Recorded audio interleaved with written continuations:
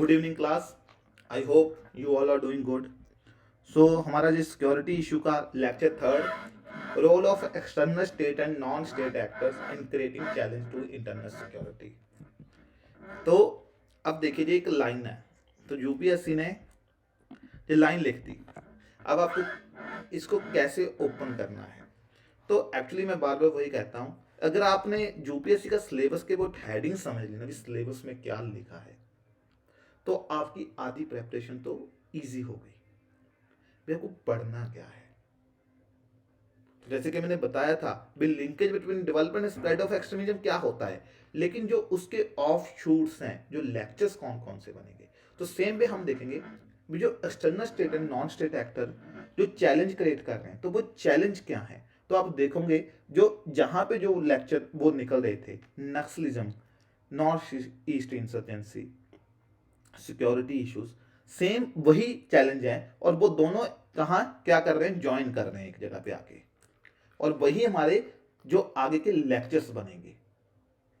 तो अब हम देखते हैं एक्सटर्नल स्टेट एक्टर क्या होते हैं। External state actor refer to the countries that seek to influence India security environment. These include friendly and adversary states. तो सबसे पहले है चाइना। चाइना के साथ तो हमारे अभी रिसेंट टाइम्स में जो रिलेशन है मेरे हिसाब से बहुत लो पे चल रहे हैं, क्योंकि डेली हम न्यूज में देखते हैं बॉर्डर क्लैशेज हो रहे हैं। और ऑन दी अदर हैंड जो चाइना है वो डोमिनेंट साउथ चाइना सी और इंडो पैसिफिक रीजन में भी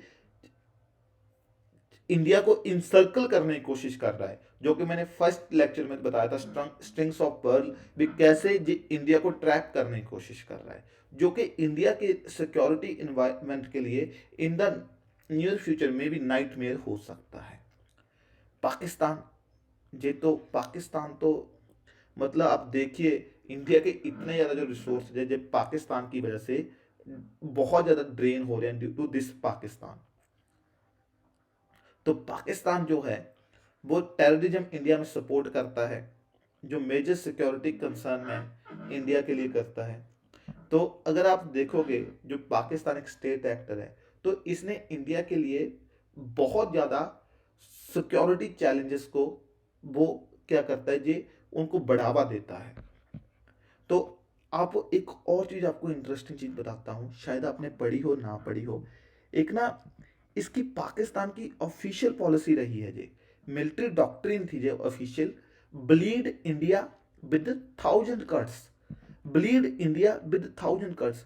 क्या हुआ जब 1971 का वॉर हुआ, Indo Bangladesh, Indo Pakistan war था जो बांग्लादेश की लिबरेशन के लिए, तब इन्होंने पाकिस्तान को जो वहां पे मिलिट्री स्टैब्लिशमेंट थी, ये मैंने विकीपीडिया से उठाया है, आप इसको डिटेल में पढ़िएगा, मैं आपको सिर्फ समझा रहा हूँ।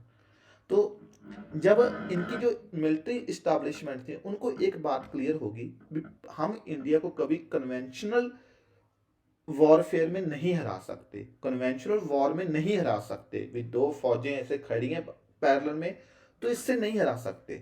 तो इन्होंने क्या किया, भी इन्होंने देखा भी जहां पे इंडिया पे जहां पे वो फ्रैक्चर्स हैं, सिक्योरिटी फ्रैक्चर्स हैं, जहां पे सिक्योरिटी इशू है, उनको वहां पे इन्होंने बढ़ावा देने की कोशिश की, जैसे कि पंजाब इंसर्जेंसी, कश्मीर इंसर्जेंसी, और कई बार तो ऐसा भी सुना है भी नॉर्थ ईस्ट इंसर्जेंसी में भी ये जो वहां पे इंसर्जेंट्स हैं, इनको जो सपोर्ट दे रही है आईएसआई, जो इनकी सिक्योरिटी एजेंसी है, जो इनकी सीक्रेट एजेंसी है, इंटर सर्विस इंटेलिजेंस। और अपार्ट फ्रॉम दिस नक्सलिज्म भी जहां पे भी, और क्या कर रहे हैं, जो नार्को टेररिज्म भी कर रहे हैं इंडिया में। तो जी देखिए, मतलब जब टेररिज्म में मैं लेक्चर में बताऊंगा टेररिज्म की टाइप्स, तो ये नार्को टेररिज्म भी इंडिया में प्रमोट कर रहे हैं, क्योंकि अगर किसी भी कंट्री को हराना है, किसी भी कंट्री को ख़त्म करना है, उसकी यूथ को ख़त्म कर दो, और ये ऐसे ही कर रहे हैं थ्रू द नार्को टेररिज्म, ऐसा करने की कोशिश कर रहे हैं। अभी वो ऑन ग्राउंड कितना हो रहा है, that is also very debatable. तो पाकिस्तान, यूएसए, यूएसए आज के टाइम पे हमारा दोस्त है, अच्छी बात है, लेकिन एक टाइम पे जब 1971 वॉर हुआ था, तब यूएसए ने अपनी जो वॉरशिप्स थी वो भेज दी थी पाकिस्तान की सपोर्ट के लिए। और एक्चुअली यूएसए की जो पॉलिसी रही है ना, एक बार यूएसए के जो इंटरनेशनल एडवाइजर थे उनसे किसी ने पूछा भी यूएसए का परमानेंट फ्रेंड कौन है, भी बढ़िया फ्रेंड कौन है। तो उसका वो था, जो इनका एडवाइजर था आइगर का, कि there is no permanent friends और फो इन द डिप्लोमेसी। मतलब कोई परमानेंट दोस्त है दुश्मन नहीं है, ओनली क्या मैटर करता है, इंटरेस्ट। आज यूएसए को पता है भी इंडिया, जो चाइना एक एशिया को डोमिनेट कर सकता है, सिर्फ इंडिया काउंटर कर सकता है, इसलिए आज इंडिया का दोस्त है। क्योंकि पहले देखिए 70s के टाइम पे, 80s के टाइम पे, क्योंकि इसको पाकिस्तान की ज़रूरत थी, तो जब पाकिस्तान की हेल्प कर रहा था, इंडिया की हेल्प नहीं कर रहा था। बिकॉज ऑफ दैट अफगानिस्तान में इसको अपनी डोमिनेंस मेंटेन करनी थी और सोवियत्स को हराना था। तो यूएस से भी एक, मतलब आज फ्रेंड है, कल क्या हो सकता है तो कुछ नहीं कह सकते। तो इंडिया को इसके भी सिक्योरिटी कंसर्न्स हैं। तो ये मेरा मानना नहीं है, कुछ इंटरनेशनल जो रिलेशन के एक्सपर्ट्स हैं वो ऐसा मानते हैं।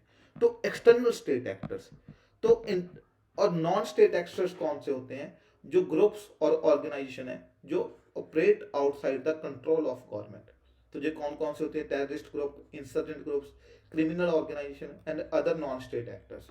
तो टेररिस्ट ग्रुप्स आप देखोगे भी इंडिया में काफ़ी टेररिस्ट ग्रुप्स हैं जो इंडिया के लिए सिक्योरिटी चैलेंज क्रिएट कर रहे हैं। लश्कर तौबा, जैश ए मोहम्मद, इंडियन मुजाहिदीन, तो जो कि इंस्टेबिलिटी इंडिया में क्रिएट करना चाह रहे हैं। इंसर्जेंट ग्रुप्स हो गए, naxalite insurgent groups, north east में जो इंसर्जेंट ग्रुप्स हैं, और पंजाब में पहले क्या थी, जो खालिस्तान जो एक वो मूवमेंट चला रहे थे, तो वो भी एक तरह की इंसर्जेंसी थी। क्रिमिनल ऑर्गेनाइजेशंस, तो ऑर्गेनाइज्ड क्राइम की जो क्रिमिनल ऑर्गेनाइजेशंस हैं, जो कि smuggling, extortion, cyber security, money laundering जैसे थ्रेट्स कर रही हैं, जैसे कि जो डी कंपनी जो दाऊद इब्राहिम की बोलते हैं। तो आप देखोगे भी जो जी state and non state actors है, जो कुछ सिक्योरिटी थ्रेट्स इंडिया के लिए क्रिएट कर रहे हैं, वो जो सिक्योरिटी चैलेंजेस क्रिएट कर रहे हैं, तो वो क्या क्या है, terrorism, Kashmir insurgency, north east insurgency, north east insurgency, Naxalism, money laundering, narco terrorism, narco जो स्मगलिंग है, ड्रग्स की स्मगलिंग, ऑर्गेनाइज्ड क्राइम। तो जो भी ये सारे सिक्योरिटी थ्रेट्स हैं, तो इन पे अब हम एक एक लेक्चर को, एक एक लेक्चर में एक एक टॉपिक को डिटेल में स्टडी करते जाएंगे। आई होप आपको समझ आ गया होगा भी हमारा जो सिक्योरिटी इशू को पढ़ने का वे कैसा होना चाहिए। So thank you class. बाकी फिर भी कोई डाउट है तो आप कमेंट सेक्शन पे लिख सकते हो। Thank you.